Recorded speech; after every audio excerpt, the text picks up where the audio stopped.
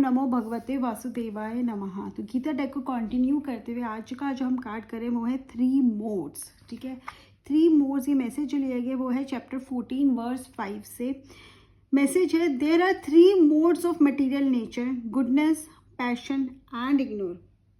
Through the living being is imperishable, he is bound in the body by these 3 modes।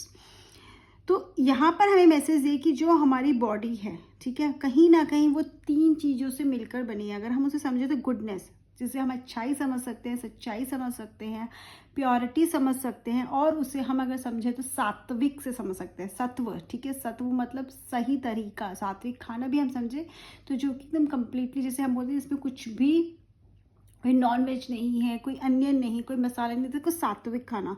Passion मतलब जो हम follow करते हैं, जो हम करना चाहते हैं, हमारे डिज़ायर्स को यहाँ पे बात की गई है, जिसको हम रजस या राजसिक समझ सकते हैं। ठीक है, जहाँ पर हम खाने में थोड़ा सा शायद प्याज, टमाटर, लहसुन यूज़ कर लेते हैं। इग्नोरेंस मतलब जिस चीज़ों पे हम ध्यान नहीं दे रहे, या हम चीज़ें एक्सेप्ट नहीं करना चाहते, सच्चाई को समझना नहीं चाहते, हम अपनी ही दुनिया में जी रहे हैं, जिसको हम तामसिक से समझ सकते हैं। तो ये जो तीनों है वो हमें बनाती है। हर एक इंसान में ये तीनों गुण है, कोई भी इससे बचा हुआ नहीं है। ठीक है, is living being is imperishable, he is bound in this body by these 3 modes. तो जो लिविंग बीइंग है उसके अंदर वो कहीं ना कहीं ये सारी चीजें हैं, लेकिन ये उसके ऊपर है।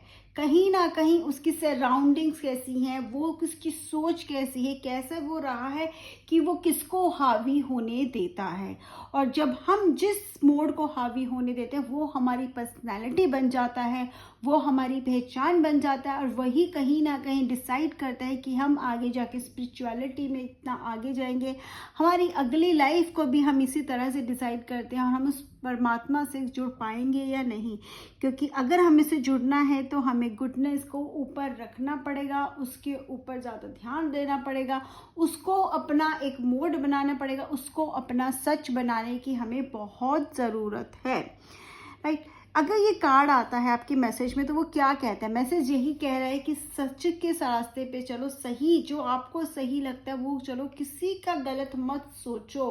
कहीं ना कहीं हो सकता है आपके दिमाग में कुछ खराब आ रहा हो, किसी के लिए बुरा आ रहा हो, लेकिन आप अपना सही करो, किसी के गलत करने के लिए कुछ मत करो। क्योंकि जब आप अपना सही करते रहोगे तो अपने आप आपको रास्ते भी मिल जाएंगे।